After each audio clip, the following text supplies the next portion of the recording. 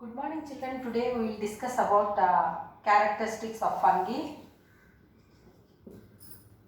So most of the fungi members are multicellular.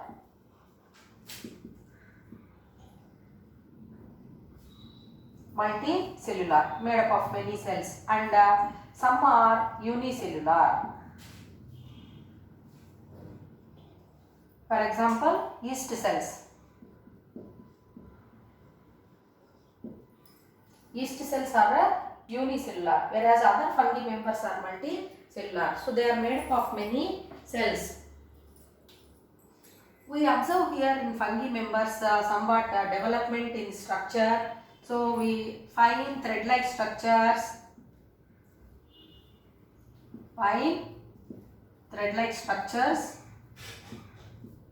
We observe what are they means. They are called as hyphae. So we observe hyphae, and a knob-like structure is also seen. That is a head portion, head region like. Then that we call it as sporangium. And the fungi members are going to get the nourishment by absorbing with the help of rhizoids. Rhizoids are root-like structures which we observe in fungi members. And all the fungi members are going to reproduce with the help of spores. So spores are the microscopic units which help in the multiplication of the species. So this production of spores and process of reproducing by spores, we call it as a sporulation. By the process of sporulation, the fungi members are going to reproduce. So some fungi members, they are absorbing the nutrients from the surrounding places, and some of the fungi members, they live on other organisms also. You can see many examples like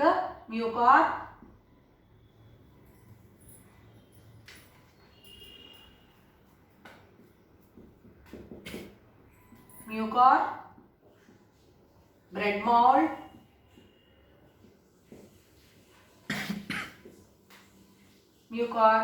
mold, then aspergillus, etc. So many some even lichens also will come under fungi. So all these are examples of fungi members. So if you observe bread mold, children, in 8th class you learnt bread mold activity. So if we keep sprinkling water, after few days we can observe dirty green color patches we can see, and those patches, if we observe under the microscope, we can see the structures like this. So what are those structures which we are observing? They are fungi members. So now this knob-like structure, whatever we observe, they are called as sporangia.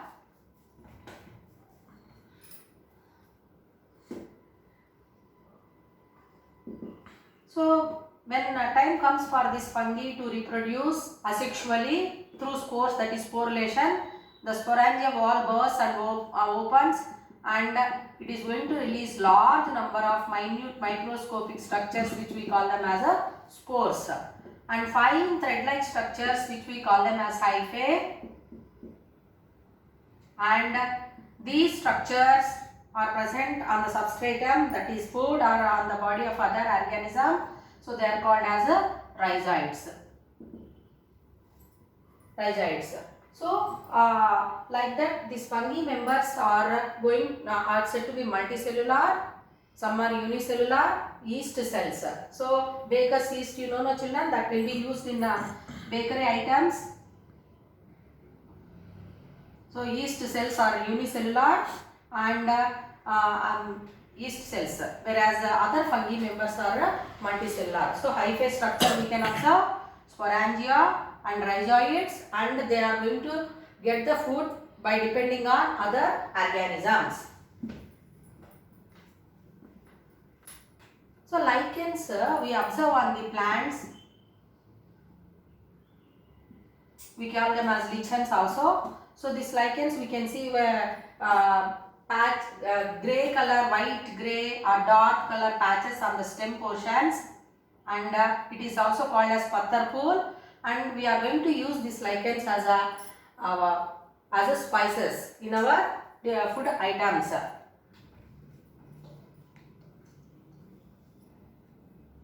Now we will discuss about plantae.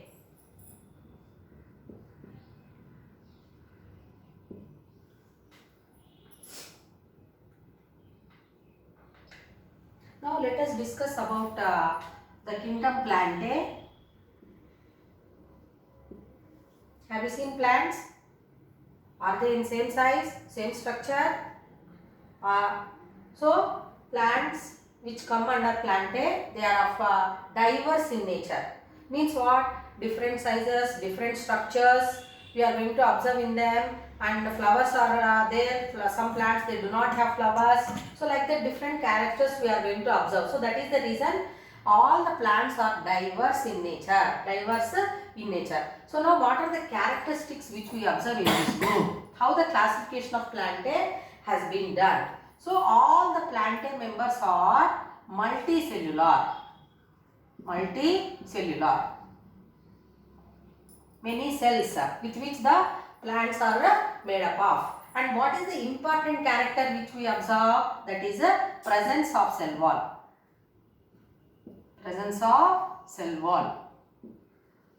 So all the plant members they have cell wall. Then multicellular and they are eukaryotic. What does it mean eukaryotic? They have nucleus. Nucleus is present in them. Then another important character of plants, you know it very well. So plants as they contain chlorophyll is present, green color pigment. So they prepare by the process called photosynthesis, and this as they are preparing their own food by themselves with the help of chlorophyll and water from the soil, and with the help of sunlight they are preparing food. That one we call it as, so plants are called as autotrophs. Is it clear to children? So plants prepare themselves food, so they are called as autotrophs. So now as the plants are said to be diverse in nature, how the classification has been made, that we have to take into consideration. How we have to observe the differentiation, all the plant parts are there or not, then whether the plants are having flowers or not, then specialized tissues are there or not. So specialized tissues, that is vascular tissue is there or not, then seed where it is present. So all these characters are taken into consideration for classifying plants into different groups. So what are the characters they have taken? So first, differentiation.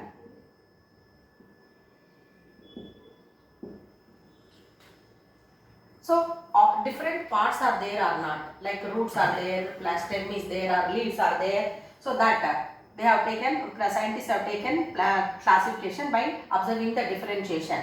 That is the distinct characters are there or not. Then specialized tissues.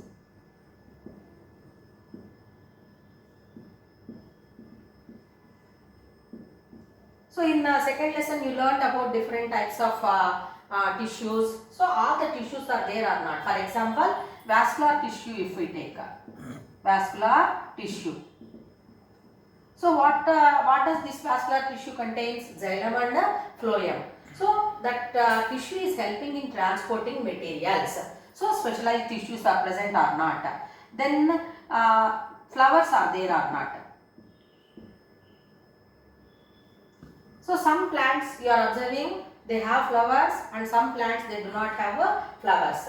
Then coming to the next point, what is the character they have taken into classifying this plant? Means that is a seed structure, seed where it is present. That is inside the fruit or outside the fruit. The seeds are present. So that also is taken into consideration.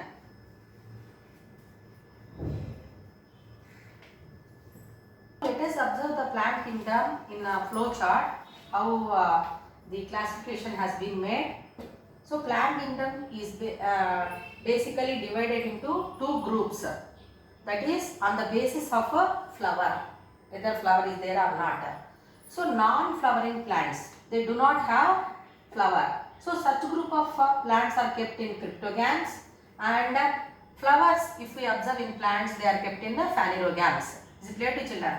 Then these cryptogams are primitive in nature and they are divided into two categories, that is bryophyta and pteridophyta. So this bryophyta, false roots, leaves we are going to observe, and minimum differentiation we are going to observe in a bryophyta. Example, moss plant. Moss plant. Minimal differentiation, false leaves, false roots we are going to observe in class bryophyta. Example, moss plant. So they are also autotrophs only. Then pteridophyta, we are observing a little bit differentiation, true roots, root-like structures, even we call them as rhizoids also, and leaves are there, and they are non-flowering. Example, fern plant we can observe. Example, fern plant. Have you seen fern plant? So these pteridophytes. So cryptogams are divided into two categories depending upon the differentiation of plant parts. So minimal differentiation we are observing here. False roots, false leaves we are observing. Example, moss plant. Pteridophyta, true roots we are observing, leaves we are observing in this group. So example is fern plant. Then phanerogams, that is flowering plants, are divided into two groups. One is gymnosperms and other one is angiosperms. So what is gymnosperms and angiosperms are making you to understand means the seed where it is present. Is it clear to children? So in gymnosperms the seed is present outside the fruit. Is it clear to you? So they are called gymnosperms. Naked seeds. Naked seeds. The seeds are exposed. The seeds are seen outside the fruit. So they are called as gymnosperms. So what are the examples of gymnosperms? Cycas, pinus, etc. So here the seeds are seen outside the fruit only. So they are called as a gymnosperms. Whereas angiosperms means the seed is present inside the fruit. Inside the fruit. So many fruits we are observing. You can take mango, you can take peas, or you can take other examples which you are observing in your surroundings where the seed is present inside the fruit. So that will come under angiosperms. Then again the cotyledons. So number of seed leaves we are going to observe, or we are going to take into consideration to divide these angiosperms into how many ways? That is two groups. One is said to be monocots and other one is dicots. So the angiosperms, how they are divided, that is depending upon the cotyledons, number of cotyledons. The plants are divided on the basis of cotyledons, monocot plants and dicot plants. So we learned in the beginning of this lesson the differences between monocot and dicot. So in monocot plants, single cotyledon leaf is present.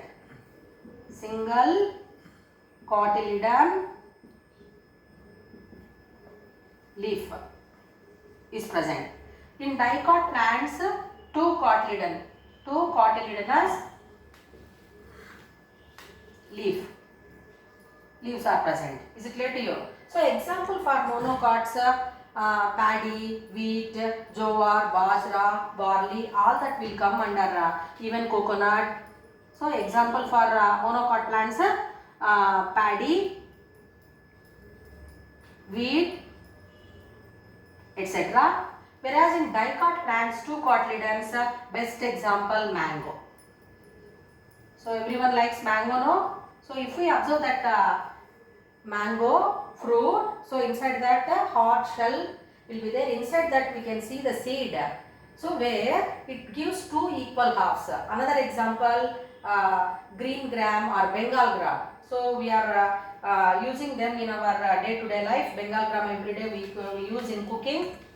So if we soak them and if we split that Bengal gram seed, it divides into two equal parts. So two cotyledons are present. So they are coming under dicotyledons. Dicota plants. So this is about flow chart of the plant kingdom, which is giving the classification of plants, how they are classified. Is it clear to you? So now if you want whatever the points I explained, so in annexure, last page of this lesson, if you see, so here the description is also given. Cryptogams means what, phanerogams means what, and bryophytes means pteridophytes. Already I explained. Cryptogams means non-flowering plants. Phanerogams means flowering plants. So that is given in the annexure. In the last page, we can go through that.